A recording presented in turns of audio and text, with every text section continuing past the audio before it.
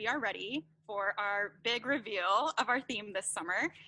Tanner is our design guru, and so the running joke around here is that I give him ideas and he makes them pretty. And so Tanner has worked endlessly on creating this logo. And endlessly is very, yes, endlessly very is generous of you to say. Tanner has poured his heart into making this logo for us, but we're very excited about it. And so a little bit of a drum roll. And here we are. We do it? It did it. It's on there. So this summer, we are excited to announce our theme as Flow. And so what we are going to be doing is we are going to be talking about the Christian journey and talking about the steps in our life that it takes to not only kind of the fear of answering our calling, but then committing to Christ, and then talking about the waves that hit us even after we are Christian. And so this representation of water really hit us hard, and we're focusing on the story of Peter walking on water and how Peter kind of felt all those emotions where he was called out of the boat, and he then had to have courage to actually step out of the boat. He committed to walking on water. He found some confusion when the winds and the scary storms got into his way, but ultimately God reached out and saved him, and he continued even in his faith past all the confusion and all the scary points, and continued that walk with Christ. And so that's what we're hoping for our campers this summer, is that they are able to kind of live through their experiences as a Christian. And we understand that being a Christian isn't always easy. We understand that being a Christian, especially within today's society, might not necessarily be the norm, but it is a commitment worth making. And so that's what our purpose and our goal is for this summer, is to really encourage our campers in their one-on-one relationship with Christ. And so our fabulous curriculum writing team that showed you earlier, they are going to be talking about some of the really fun concepts that we've come up with to kind of demonstrate this. And so I'm going to start with our elementary campers. And so I'm going to kick it back over to Caitlin to talk about some of the fun things that we're doing with our elementary campers this summer. All right, well, as I said, we came up with some new and some different things to do. So on Tuesday during a small group time, we will have science experiments for the kids to do. And they're going to test their courage with the science experiments. One of them will be, do they have enough faith to walk on water? And we have found that there's a YouTube video that we can fill a pool, and the kids actually look like they're walking on water. Then there's a floating paper clip, where if you put the paper clip in water, it sinks to the bottom. If you make it into an L shape, it floats on the top.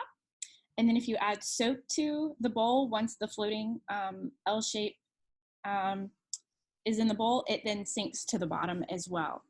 And then the last one is courage canisters, where they put the Alka-Seltzer in the water in a film canister, and they have to have the courage of the unknown, because they don't know when it will pop. So that's one thing that we're really looking forward to, was having the kids experience these science experiments, and teaching them through science is very hands-on for them. So it's something that elementary school kids will hopefully like to do. And then later on Thursday, they'll do it in 2 different sessions, but we have some really neat workshops for them to go through based on things that they're dealing with in their life, from bullies to, it was bullies, divorce, how to handle that, grief, and then social media and gaming. So how to handle some of that. Who are you really talking to on your computer? How do you handle a bully or help a friend? How do you help a friend through divorce, or if you're going through it? So we have some kid-friendly ways to show those. So we're super excited. I'm excited to see how it all comes together. Yeah, me too. And I think something we were very intentional about on all of our curriculums is making sure that there was something experiential that the campers are getting to do every day.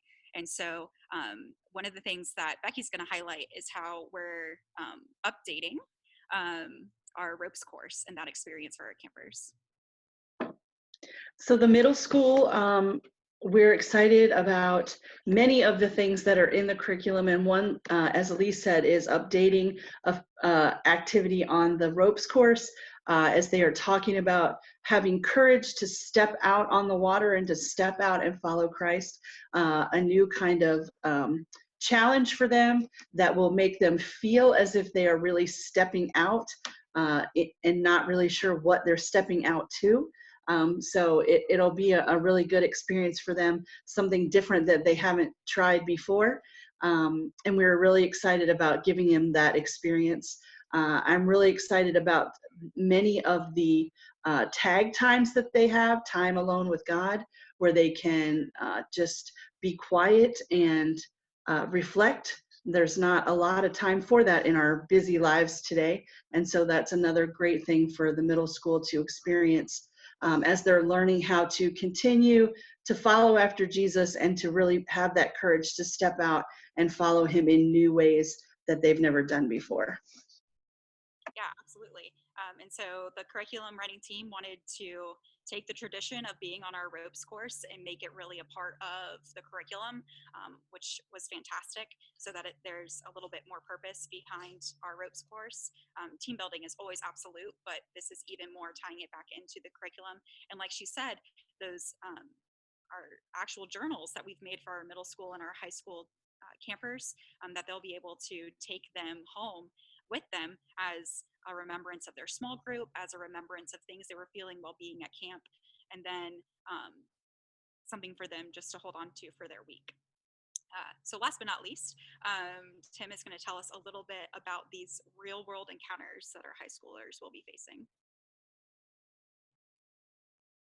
Yeah, so one of the things that has always kind of struck me at camp is that kids bring in like really tough stuff with them, and like I've had a student whose father had just died a few weeks before coming to camp. Another student whose parents told her on the way to camp that they were getting a divorce. So it's kind of like, while camp is this really exciting, excellent time, like the world exists out there. And so in high school camp, one of the days where we're really talking about confusion, like when our faith is tested, and so the campers are going to go into these real life encounter huts that deal with the challenges of trying to be perfect at home, and what that kind of entails for some, and then perfectionism at school, and all of that kind of just the emotions and trials that kids deal with at school. And then there's going to be another one that kind of deals with the reality of mental health and depression and anxiety in the world that these kids are living in now. And then finally, there's going to be one that has to deal with just like the fact that the world is messy, and there's violence, there is unrest in the world, there are shootings, there's terrorism, there is just like all of this media hype that gets people spun up and divides our world. And so they're really going to be able to kind of encounter and identify with these experiences in these huts. And then the next day they're going to have the choice to kind of go to a further exploration on one of these topics that kind of stuck with them, and just get to kind of decompress from that a little bit, and really just hopefully have a healing experience, so that when they go home, they're not just confronted with the same problems and no tools to deal with them that they came with. Yeah, absolutely. And we were really intentional in writing that time to include some prayer time after the fact. And so we're excited for not only those kids to be able to see how real those experiences are, but also to have intentional time in prayer about them with their small group that will hopefully be exactly that, an intimate space where they feel comfortable sharing what they're going through and having that prayer time. So we're excited to see that unfold and allow for campers to feel all of those different emotions. I want to give a a quick shout out to Michaela because she also was on our writing team, and she's joining us today. So I just want you to know that you are loved and we appreciate you. Spotlighters. Tanner's going to spotlight you. There she is in all her beauty. And then Tanner, is there any other questions that have popped up? A couple of things came up. Yeah. One was someone was asking if there's anything new on the ropes course, and I wanted to bring up, we do have like a brand new hut out there. Absolutely. And by brand new, I mean very, very old hut out there. It's been there since like the camp was built, but we've recently renovated it, put a roof on it, screened it in. So that's going to be a new space that we're going to find new ways to use this summer and all throughout the year. And then someone on Instagram wanted to know what inspired the theme for this year's summer camp, the flow theme. What was the inspiration behind that? Sure. So we actually had some of our previous team members who had come up with the idea of kind of this journey through your faith. And so we began talking about what that looks like. And we had a bunch of different verses that popped up in reference to a journey with your faith. And then in talking with a local pastor, they brought up the story of Peter walking on water, kind of encompassing everything that we were talking about.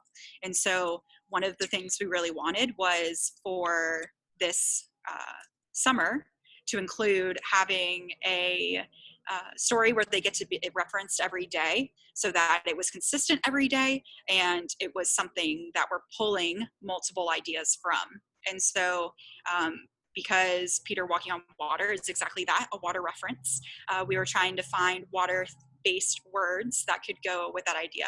So what kept sticking out was the idea that water ebbs and flows.